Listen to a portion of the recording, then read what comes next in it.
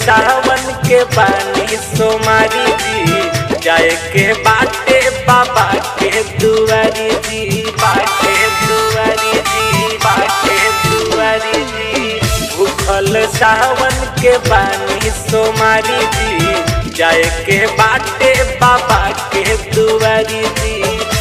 बतिया पर तू हमारा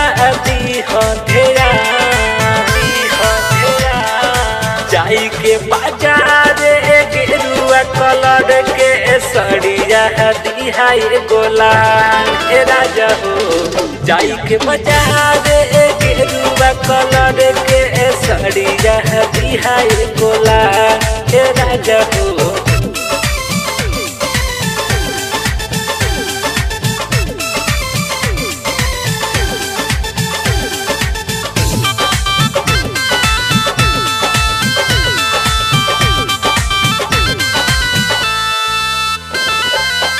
पहिन के जाई हम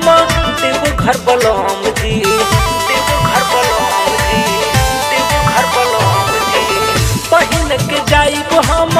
देव घर बलम जी रौर तैयार अब होई बलम जी लेके कांवर आई हमरो जाई के बाजार गेरुआ कलर के सड़िया दिहाई गोला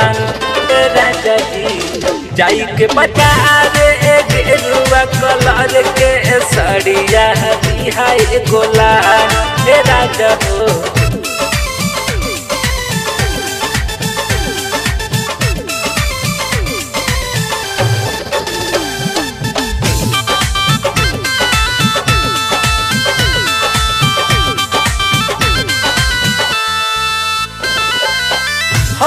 जन्म में राजा तहर के मांगे जी तहर के मांगे जी